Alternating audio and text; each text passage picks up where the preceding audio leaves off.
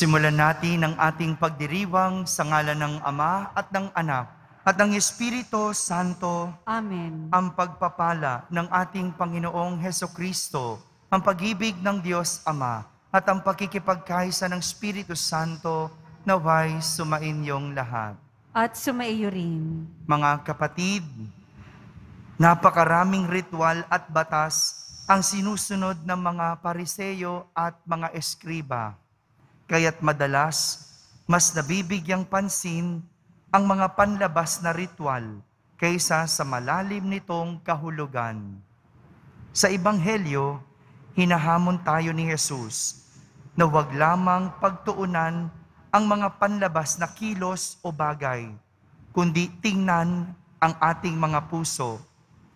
Sa ating buhay espiritual, naway maunawaan nating magkaroon lamang ng kahulugan ang mga ritual at batas kung may malalim at personal na ugnayan tayo sa Panginoong labis na nagmamahal sa atin.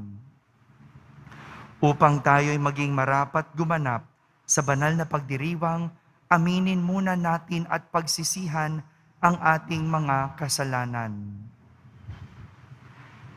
Inaamin ko sa makapangyarihang Diyos At sa inyo mga kapatid, na lubha akong nagkasala sa isip, sa salita at sa gawa at sa aking pagkukulang.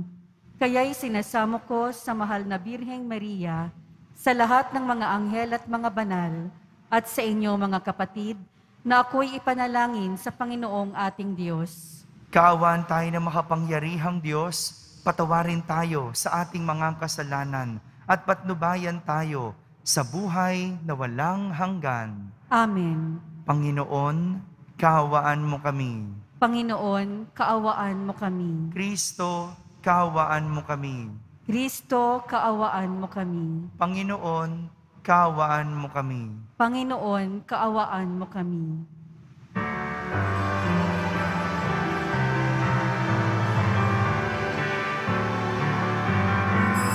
Papuri sa Diyos, papuri sa Diyos, papuri sa Diyos sa kaitaasan,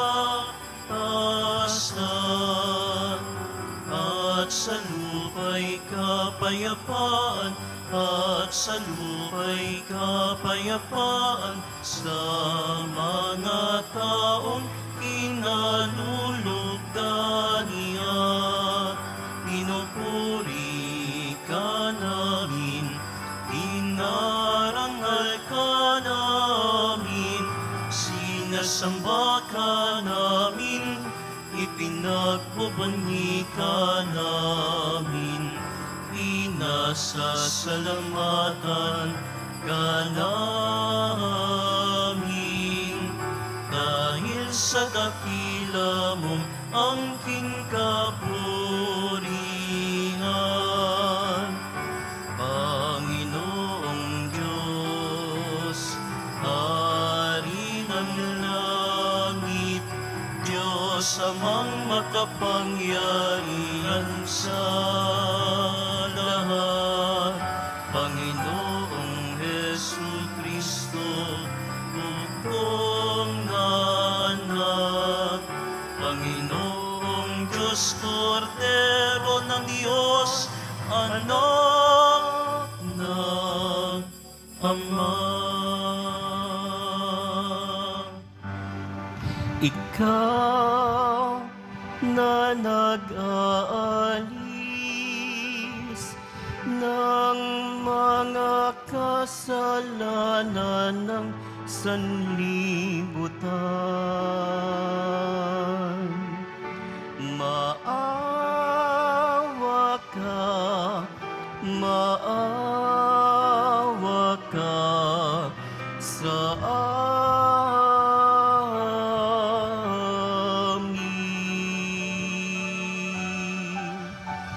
Ikaw na nag-alis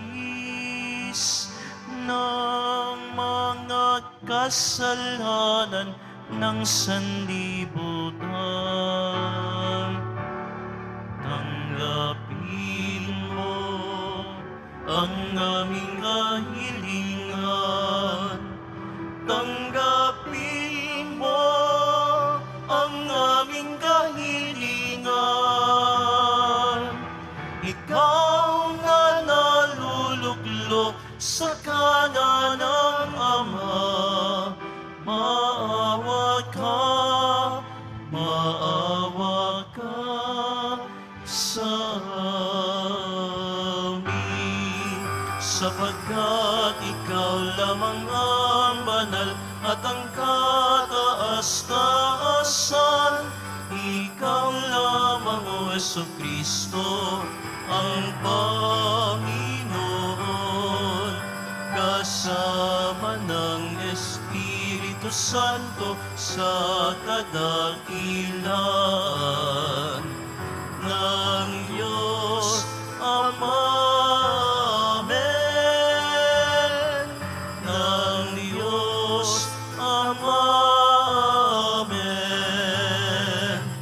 Papuri sa Diyos. Papuri sa Diyos. Papuri sa Diyos sa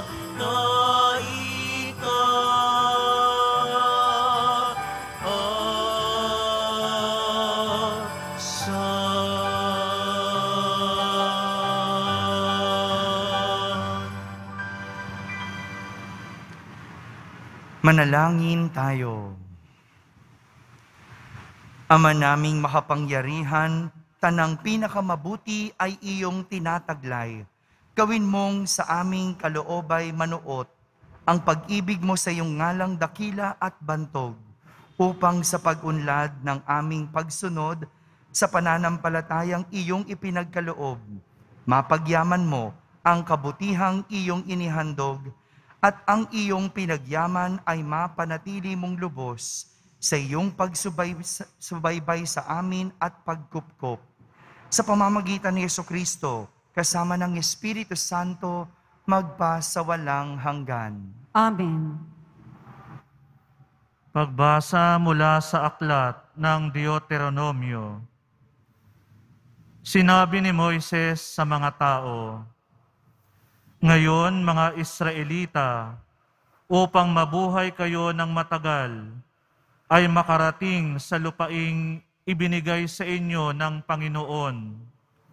Unawain ninyong mabuti at sundin ang tuntuning itinuturo ko sa inyo. Huwag ninyo itong daragdagan ni babawasan. Sundin ninyo ito ng walang labis at walang kulang. Unawain ninyo ito at sunding mabuti. Sa gayon, makikita ng ibang bansa ang inyong karunungan at lawak ng pang-unawa. Sa gayon, hindi nila mapipigilang sabihin ang ganito, ang bansang ito'y matalino at may malawak na pagkaunawa. Sinong Diyos ng ibang bansa ang handang tumulong anumang oras liban sa Panginoon? Aling bansa ang may tuntuning kasing inam ng mga tuntuning ibinibigay ko sa inyo ngayon?" Ang salita ng Diyos. Salamat sa Diyos. Sino kayang tatanggapin sa templo ng poon natin? Sino kayang tatanggapin sa templo ng poon natin? Yaong mga masunurin na sa iyo'y nakikinig at ang laging ginagawa'y naaayon sa matuwid. Kung mangusap ay totoo sa lahat at bawat saglit, yaong gawang paniniray, hindi niya naiisip. Sino kayang tatanggapin sa templo ng poon natin? Kailanman siya'y tapat makisama sa kapwa. Sa kanyang kaibigay, wala siyang maling gawa. Hindi siya nagkakalat ng di tunay na balita at itinatampok niya ang matapat sa lumikha. Sino kayang tatanggapin sa templo ng puwan natin? Hindi siya humihingi ng patubo sa pautang. Kahit na anong gawi, hindi siya masuhulan. Upang yaong walang salay patawan ng kasalanan, ang ganitong mga tao'y mag-aani ng tagumpay. Sino kayang tatanggapin sa templo ng puwan natin?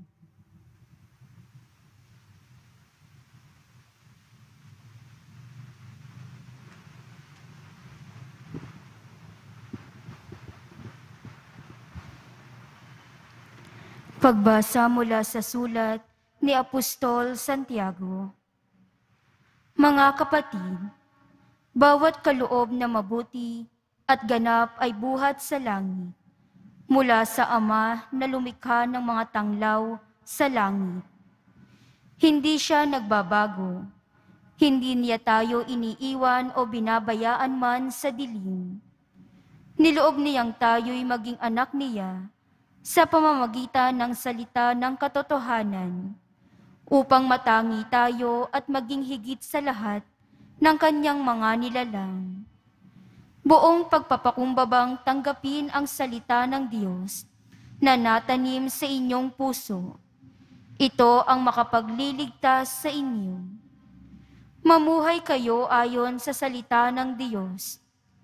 Kung ito'y pinakikinggan lamang ninyo, ngunit hindi isinasagawa, dinadaya ninyo ang inyong sarili. Ganito ang pagkarelihiyoso na minamarapat at kinalulugdan ng ating Diyos at Ama. Tulungan ang mga ulila at mga babaeng balo sa kanilang kahirapan at ingatan ang sarili na huwag mahawa sa kasamaan ng sanlibutang ito. Ang salita ng Diyos. Salamat sa Diyos.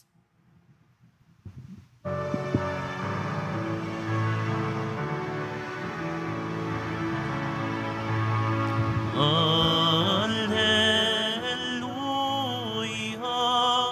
Alleluia, Alleluia.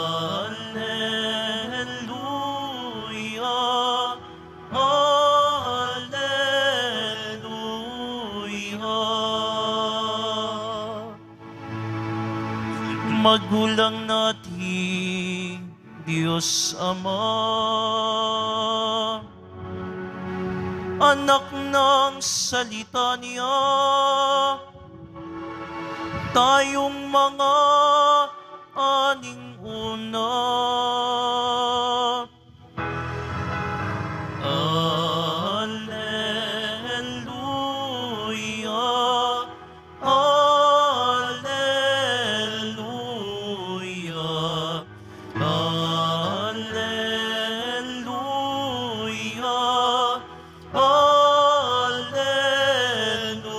Alleluia. Sumainyo ang Panginoon. At sumaiyo rin. Ang mabuting balita ng Panginoon ayon kay San Marcos. Papuri sa iyo, Panginoon.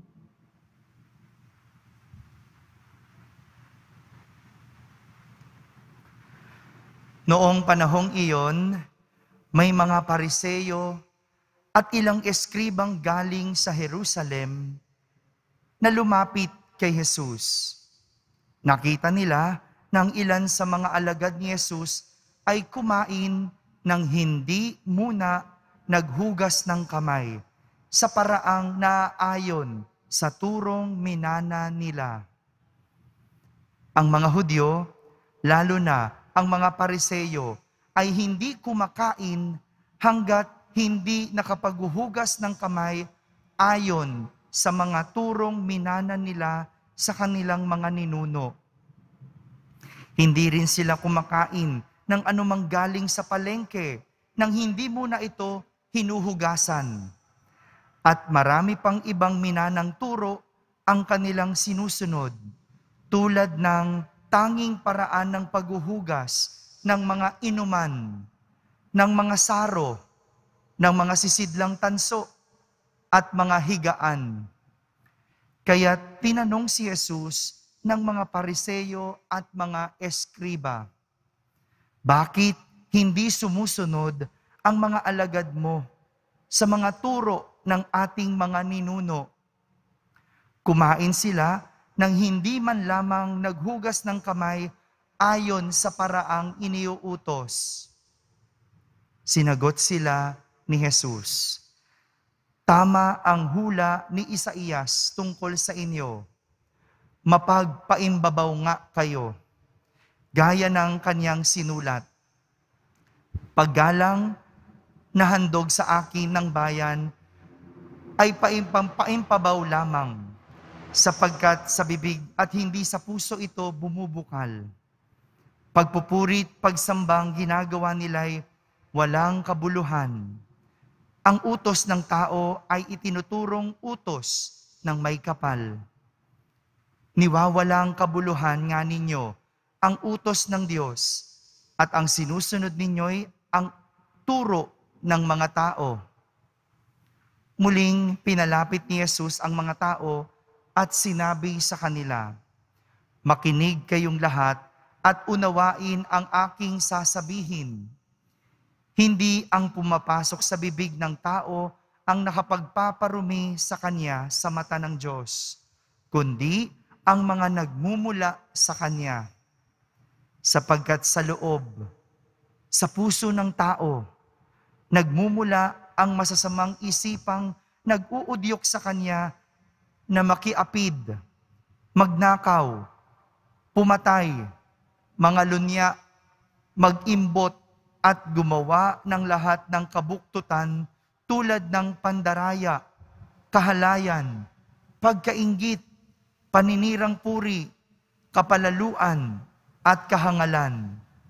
Ang lahat ng ito'y nanggagaling sa puso ng tao at siyang nagpaparumi sa kanya. Mga kapatid, ang mabuting balita ng Panginoon. Pinupuri ka namin, Panginoong Hesukristo. Isang magandang araw po sa inyong lahat. Sadyang napakaraming bagay ang itinuro at itinuturo sa atin, at karamihan sa mga aral na ito, hindi naman bago. Wala namang bago, sapagkat lahat ng mga aral na napupulot natin ay dati ng paalala sa atin. Katulad na lang ng aral tungkol sa pag-iipon. Ilan sa atin ngayon ang nag-iisip na, sana nag-ipon ako. Ilan sa atin ang nasabing, kung may naipon lang ako, sana may nadukot. Dapat naman talagang nag-iipon para pag dumating ang panahon ng paghihirap, mayroon tayong mahahagilap. Ang pagpila, ilan sa atin ang nakalimutan ang pumila at nagsiksikan. Hindi ba? Isa itong sinaunang aral, at kahit sa eskwelahan, itinuturo, pumila at huwag magsiksikan. Nawala lang naman yung aral na ito, pero dapat naman talaga tayo ay pumipila ng maayos at hindi nagsisiksikan. Pero sa tingin ko, isa sa mga pinakamatingkad na aral sa panahon natin ngayon, ang talagang nagbalik ay ang aral tungkol sa kalinisan. Sinaunang turo na po ang maghugas ng kamay, lalo na bago kumain. Wala pang pandemic, siguro mga bata pa tayo. Kahit yung mga magulang natin, o kahit yung mga lolo't lola natin, sinusunod na yung aral na maghugas ng kamay bago kumain. Pero, nawala sa atin ito dahil naging pabaya tayo, nakampante tayo. Ngayon na lang, ibinabalik tayo sa lumang pangaral tungkol sa kalinisan. Kahit ako, aaminin ko, guilty rin ako dito. May mga panahon na hindi naman nakakapaghugas ng kamay. Pero ngayon, konting hawak lang, alcohol.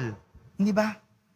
Konting masagi lang, talagang nililinis natin ang mga bagay-bagay.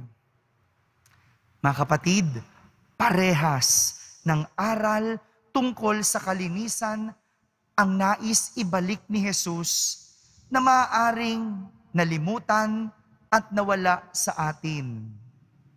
Narinig natin na may mga Pariseyo at eskribang lumapit kay Jesus at nagtanong.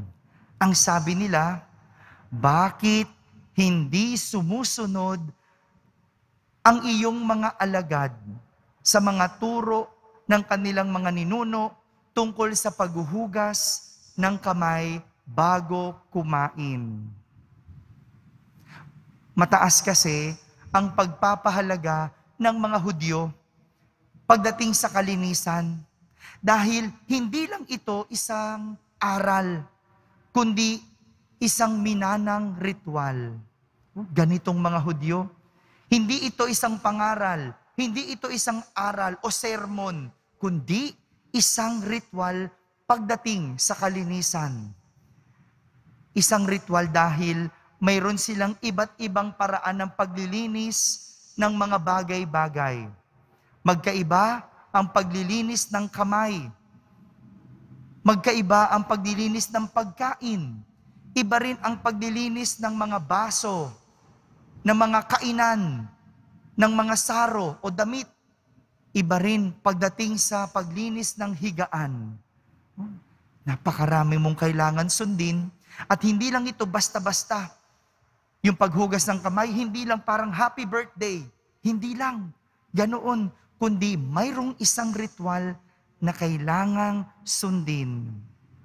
Kaya naman, para sa kanila, ang nakita nilang hindi paghuhugas ng kamay ng mga alagad ni Jesus ayon sa ritual ay isang kasalanan. Magandang tignan muna, no? Hindi po sa hindi naghugas ng kamay ang mga alagad ni Jesus. Naghugas sila ng kamay. Yun nga lang, hindi batay sa ritual. Hindi katulad nung minana nila sa kanilang mga ninuno. Kaya sila sinisita ng mga Pariseyo. Ito yung taliwas sa tinuturo ni Moises sa mga tao sa ating unang pagbasa. Dahil ang nais ni Moises ay unawaing mabuti at sundin ang tuntuning itinuturo niya sa kanila. Ganito raw dapat kapag sumusunod sa kautusan, unawaing mabuti at sundin ang tuntuning itinuturo. Unawaing mabuti. Ito yung wala sa mga Pariseyo at eskriba pagdating sa pagsunod sa kautusan. Maaring sinusunod nila ang tuntunin o ritual na itinuro sa kanila ng kanilang mga ninuno. Pero, hindi naman nila ito nauunawaan. Hindi nila ito nauunawaan ng mabuti. Magkaiba po yung inuunawa mong mabuti sa sinusunod mo ang tuntunin. Dahil hindi porket sinusunod mo ang isang tuntunin, ibig sabihin, nauunawaan mo ito. Marami ang nagkakamali dito. Alam niyo po, kamakailan, mayroong isang insidente na nangyari sa isang subdivision. Sabi noong gwardiya ng subdivision, lahat ng mga nagdi-deliver ng nakamotor, kailangan iwan nila yung kanilang motor sa labas ng kanilang subdivision. At lahat ng nagdi-deliver, pinagsama-sama sa isang sasakyan. At yung sasakyan na yun ang nagdala sa kanila dun sa mga bahay na pagdadalhan nila ng kanilang mga deliveries. Parang, teka muna, napaisip yung mga delivery boy, parang, ano bang batas ang sinusunod nito?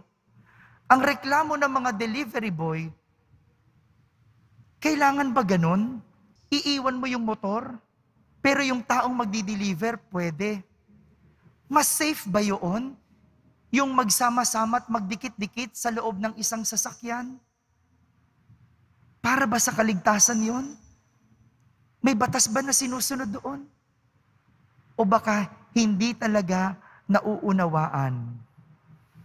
Kahit naman ako, napapatanong din sa mga panuntunang inilalabas ngayon, sa mga batas na pinapatupad ngayon. Ngayong araw na ito, itinatama tayo ni Jesus at ibinabalik sa tunay na kahulugan ng batas. Sabi ni Moises, kailangan itong unawain mabuti at sundin.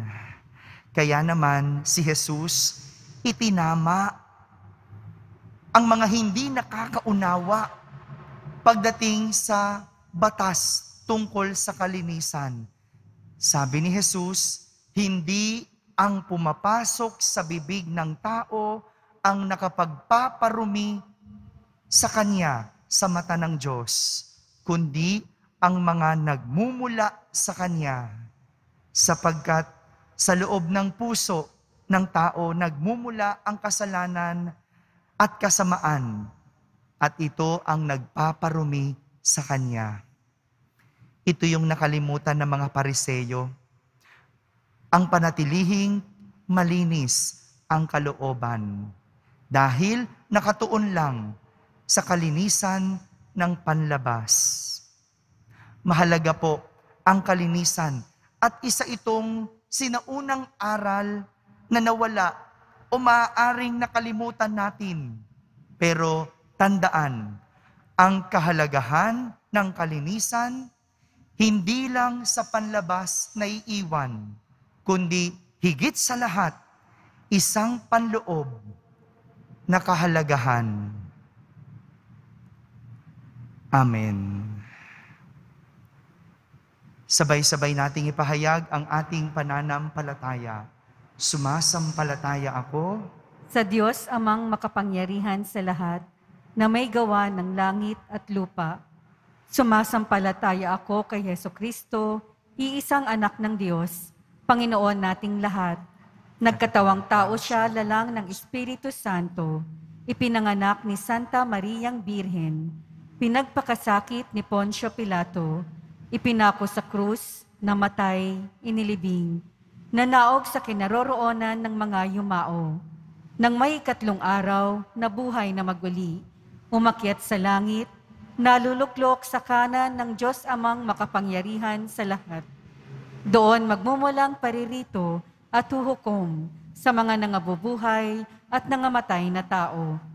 Sumasampalataya naman ako sa Diyos Espiritu Santo, sa banal na simbahang katolika, sa kasamahan ng mga banal, sa kapatawaran ng mga kasalanan, sa pagkabuhay na muli ng mga nangamatay na tao, at sa buhay na walang hanggan. Amen. Minamahal ko mga kapatid, hilingin natin sa Ama na padalisayin ang ating mga puso upang maging tapat ang ating pananampalataya at maging katanggap-tanggap sa Kanya ang ating pagsamba. Buong kababaang loob tayong manalangin at ating sambitin, Ama namin, dinggin mo kami. Ama namin, dinggin mo kami. Maging tapat at walang takot nawa ang mga pinuno ng simbahan sa pagpapahayag at pagsasabuhay ng salita ng Diyos, kahit pa sa harap ng pambabatikos at pagsalungat ng ibang tao. Manalangin tayo. Ama namin, dinggin mo kami. Magpanukala nawa ang aming mga mambabatas na mga batas na naaayon sa kalooban ng Diyos, gumagalang sa karapatang pantao at makatutulong sa ikauunlad ng bayan. Manalangin tayo. Ama namin, dinggin mo kami. Maging totoo nawa ang bawat Kristiyano sa kanilang pagsamba sa Diyos, di lamang sa tradisyon, kundi sa kalooban na makikita sa pag-ibig at malasakit sa kapwa. Manalangin tayo.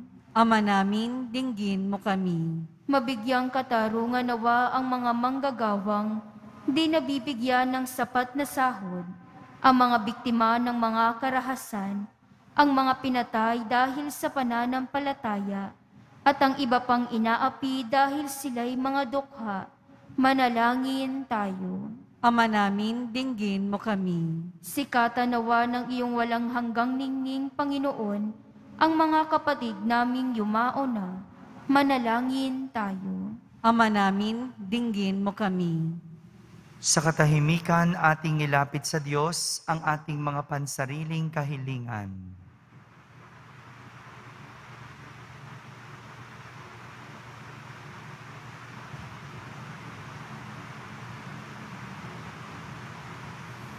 Manalangin tayo. Ama namin, dinggin mo kami. Mapagpalang Ama, dinggin mo ang mga panalangin ng iyong sambayanan. Tulungan mo kaming matuwid kang papurihan sa tuwina.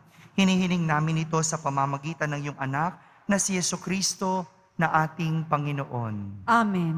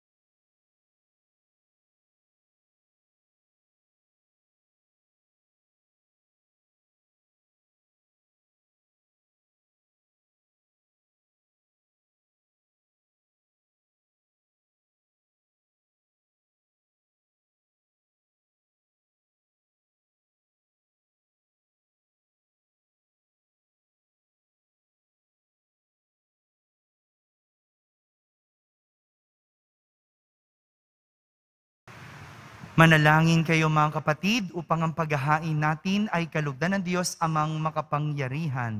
Tanggapin nawa ng Panginoon itong paghahain sa iyong mga kamay, sa kapurihan niya at karangalan, sa ating kapakinabangan at sa buong sambayanan niyang banal. Ama naming lumikha, ang banal na paghahain ay lagi nawang magdulot ng iyong pagbabasbas na sa amin tumutubos, upang ang ginaganap mo sa aming pagdiriwang ay maging lubos na pagkakaloob ng iyong pagmamahal. Sa pamamagitan ni Jesucristo, kasama ng Espiritu Santo, magpa sa walang hanggan. Amen. Sumainyo ang Panginoon. At sumaiyo rin. Itaas sa Diyos ang inyong puso at diwa. Itinaas na namin sa Panginoon. Pasalamatan natin ang Panginoong ating Diyos. Marapat na siya ay pasalamatan. Ama naming makapangyarihan, tunay ngang marapat na ikaw ay aming pasalamatan. Ikaw ang lumikha sa tanan. Ikaw ang nagtakdang magkaroon ng gabi at araw, gayon din ng tag-init at tag-ulan. Ikaw ang humubog sa tao bilang iyong kawangis na mapagkakatiwala ang mga siwa sa daigdig. Ikaw ngayoy pinaglilingkuran sa pagganap sa pananagutan ng iyong pinagtitiwalaan sa pamamagitan ng anak mong mahal. Kaya kaysa ng mga anghel na nagsisiawit ng papuri sa iyo ng walang humpay sa kalangitan, kami nagbubunyi sa iyong kadakilaan.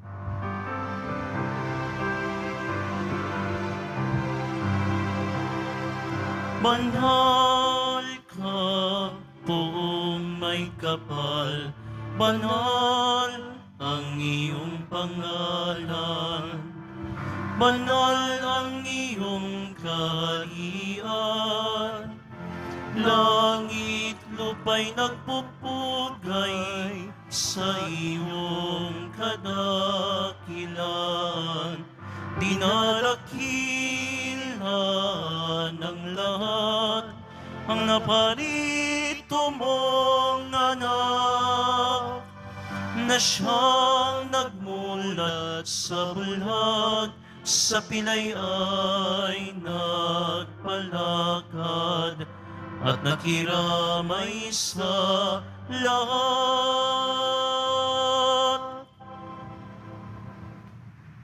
Ama naming banal, ikaw ang bukal ng tanang kabanalan. Kaya't sa pamagitan ng iyong Espiritu ay gawin mong banal ang mga kaloob na ito upang para sa amin ay maging katawan at dugo ng aming Panginoong Hesukristo.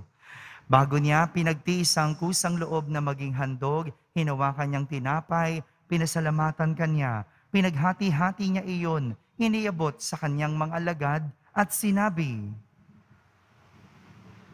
"Tanggapin ninyong lahat ito at kanin, ito ang aking katawan na inihahandog para sa inyo."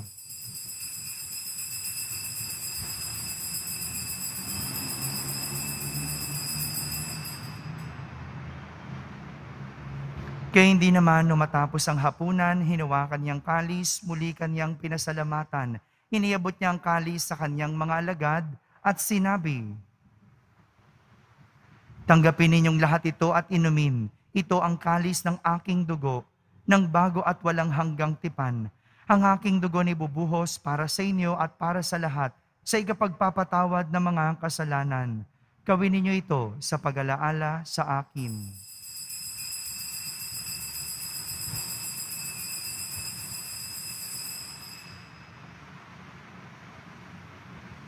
Ipagbunyi natin ang misteryo ng pananampalataya. Si Kristo'y namatay, si Kristo'y nabuhay, si Kristo'y babalik sa wakas ng panahon. Ama, ginagawa namin ngayon ang pag-alaala sa pagkamatay at muling pagkabuhay ng iyong anak, kaya't inaalay namin sa iyo ang tinapay na nagbibigay buhay at ang kalis na nagkakaloob ng kaligtasan. Kami nagpapasalamat dahil kami iyong minarapat na tumayo sa harap mo para maglingkod sa iyo. Isinasamo namin kaming magsasalo-salo sa katawan at dugo ni Kristo ay mabuklod sa pagkakaisa sa pamamagitan ng Espiritu Santo. Ama, lingapin mo ang iyong simbahang laganap sa buong daigdig. Puspusin mo kami sa pag-ibig, kaysa ni Francisco na aming Papa, ni Jose na aming Obispo at ng Tanang Kaparian. Alalahanin mo rin ang mga kapatid naming nahimlay na may pag-asang sila'y muling mabubuhay. Gayon din ang lahat ng mga pumanaw. Kaawan mo sila at patuloyin sa iyong kaliwanagan.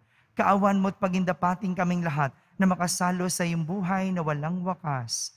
Kaisa na mahal na Birheng Maria na ina ng Diyos, ng kabiyak ng puso niyang si San Jose, kaysa ng mga apostol, ni San Juan Bautista at ng lahat ng mga banal na namuhay dito sa daigdig ng kalugod-lugod sa iyo.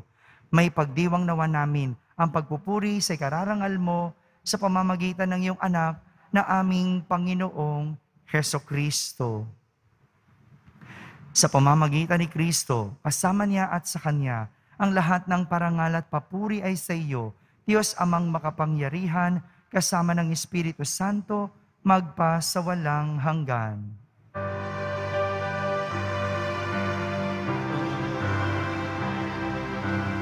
Amen, amen, amen,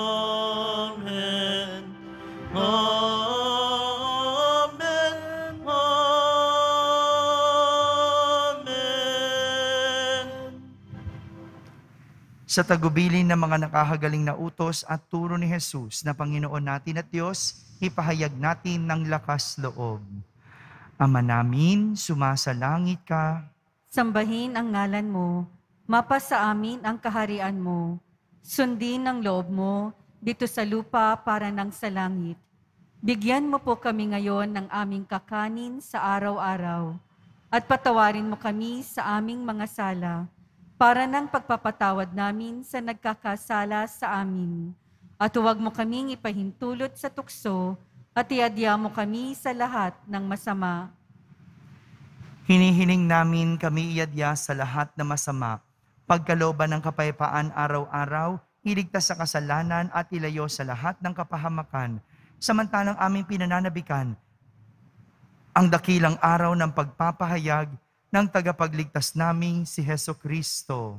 Sapagkat iyo ang kaharian at ang kapangyarihan at ang kapurihan magpakailanman. Amen. Panginoong Hesukristo, sinabi mo sa iyong mga apostol, kapayapaan ang iniiwan ko sa inyo.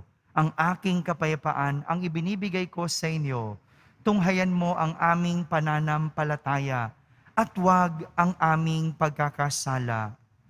Pagkalooban mo kami ng kapayapaan at pagkakaisa ayon sa iyong kalooban, kasama ng Espiritu Santo, magpa sa walang hanggan. Amen. Ang kapayapaan ng Panginoon ay laging sumainyo. At sumaiyo rin. Magbigayin kayo ng kapayapaan sa isa't isa. Kapayapaan po para sa lahat. Kordero ng Diyos na nag-aalis ng mga kasalanan ng sanlibutan, maawa ka sa amin. Kordero ng Diyos na nag-aalis ng mga kasalanan ng sanlibutan, maawa ka sa amin. Kordero ng Diyos na nag-aalis ng mga kasalanan ng sanlibutan, ipagkaloob mo sa amin ang kapayapaan.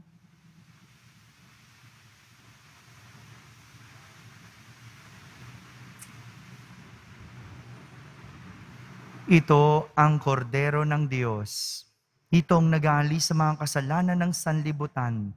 Mapalad ang mga inaaniyahan sa kaniyang piging. Panginoon, hindi ako karapat-dapat na magpatuloy sa iyo, ngunit sa isang salita mo lamang ay gagaling na ako.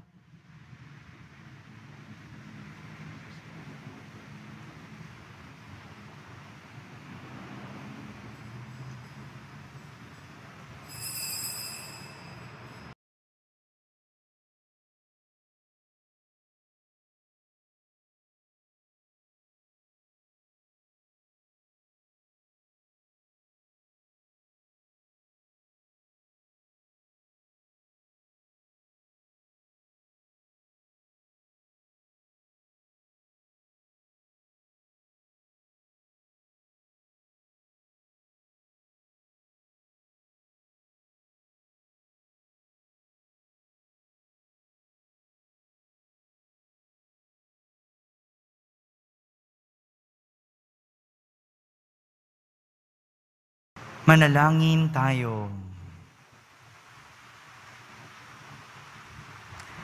Ama naming mapagmahal, kami nagsalo-salo sa pagkain mong bigay ay humihiling ng lakas mong inilalaan upang ang kagandahang loob namin madagdagan sa pagdilingkod namin sa iyong kadakilaan na nagpapaalab sa pag-ibig namin sa kapwa-tao. Sa pamamagitan ni Jesucristo, kasama ng Espiritu Santo, magpa sa walang hanggan. Amen. Sumainyo ang Panginoon. At sumaiyo rin. Magbabasbas ng Poong Yesus Nazareno. Mahal na Poong Yesus Nazareno, inihayag mo sa pamamagitan ng krus ang walang maliw na pag-ibig ng Diyos sa sangkatauhan. Pakinggan mong kahilingan ng iyong angka na nagsusumamo sa iyo. Makamtanawan nila ang inyong katugunan at tanggapin ang kasagutan na may utang na loob na tinatanaw. Basbasan din po ninyo ang lahat na may karamdaman at nahihirapan.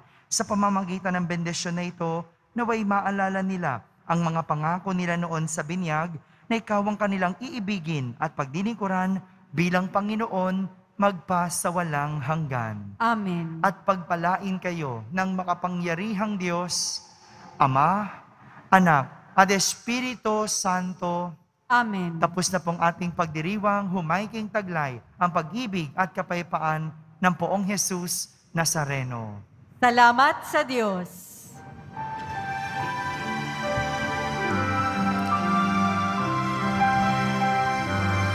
Nuestro Padre Jesus Nazareno, sinasamba ka namin. Pinipinto ka namin, aral mo ang aming buhay at kaligtasan. Nuestro Padre Jesus Nazareno, iligtas mo kami sa kasalanan. Ang krus mong kinamatayan ay sagisag ng aming kaligtasan. Nuestro Padre Jesus Nazareno, dinarangal ka namin. Nuestro Padre Jesus Nazareno, nilulwalhati ka namin. Nuestro Padre Jesus Nazareno, dinarangal ka namin. Nuestro Padre Jesus Nazareno, nilulwalhati ka namin.